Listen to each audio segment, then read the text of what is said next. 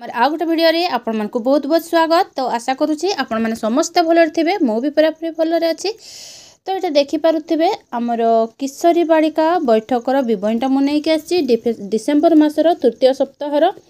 तो बरणीटा टिके बड़ होती कहीं मुझे जिनस छाड़ी पार्ली ना, मु चेष्टा करी छोट करवाई किंतु बिल्कुल भी कर पारे ना। तो आपण निज तरफ आप देखिए जे आप कौटा को काटिबे एवं कौटा को आप रखिबे। ठीक अच्छे।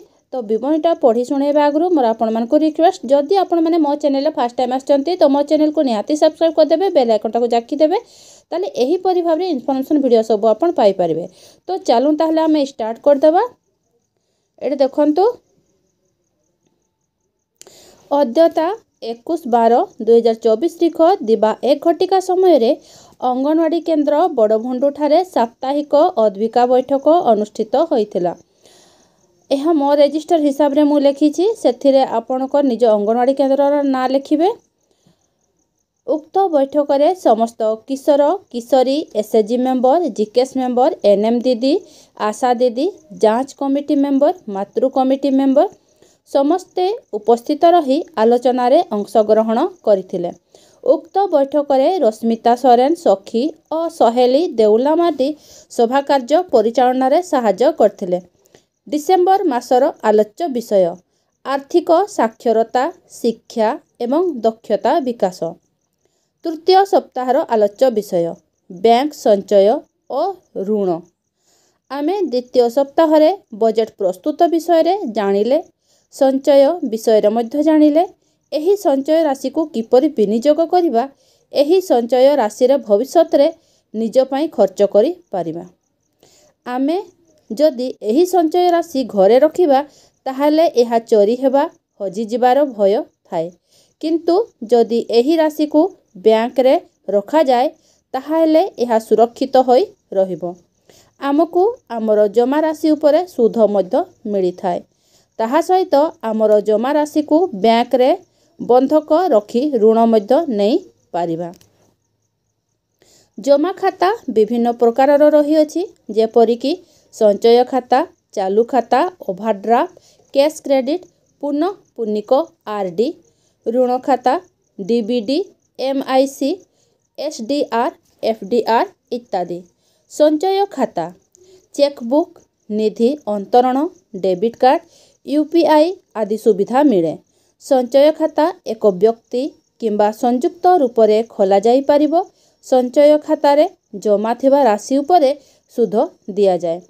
किछि संचय खाता उपरे न्यूनतम राशि रखिबा पई पड़ी थाए।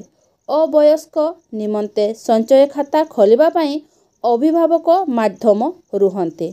10 वर्षर अधिक वर्षर शिशु निजे स्वतंत्र रूपे बैंक खाता परिचालना करि पारिबे। चालू खाता कंपनी, संघ, कारोबारी संस्था मानक निमंते यह तैयारी हुए। जे पर्यंत खाता धारकंक टंका पासबुक रे जमा होई रहिबो, से खातारू टंका उठाण करि पारिबे और टंका जमा उपरे मध्य प्रतिबंध नाही। शेष जमा उपरे सुध मिले नाही। आरडी बुक आरडी द्वारा प्रत्येक व्यक्ति जहा पाखरे बेसी टंका नाही, से प्रत्येक मास किछि टंका जमा करि पारिबे। निर्दिष्ट अवधि निमंते एक निर्दिष्ट राशि प्रत्येक मास जमा हुए। सर्वमोट जमा उपरे सुध मिली थाए। सठिक समय रे राशि जमा न करले से बाबद को अर्थदंड रही अछि। फिक्स डिपॉजिट फिक्स डिपॉजिट रे आपण जेउ राशि जमा करिवे ताहा आपणकर द्वारा निर्धारण करिथिबा वर्ष पर्यंत एहा बैंक रे जमा होई रही थाए।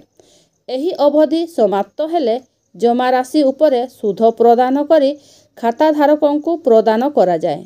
अपरिपक्व अवधि मध्य जमा राशि को खाता धारक काढ़ी पारिबे जदि से एही विकल्प को चयन करिथान्ते। ऋण व्यवसाय ऋण एक निर्दिष्ट सुध ऋण कर्ता को देवा पाई पड़े। वाहन ऋण यह गाड़ी किनिबा निमंते दिया जाए।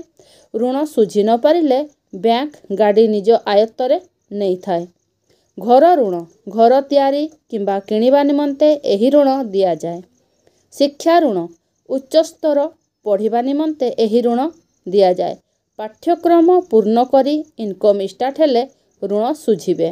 କୃଷି ଋଣ କୃଷକମାନଙ୍କୁ କୃଷି ନିମନ୍ତେ ମଞ୍ଜି କୃଷି ଉପକରଣ କିଣିବା ନିମନ୍ତେ ଏହି ଋଣ ଦିଆଯାଏ।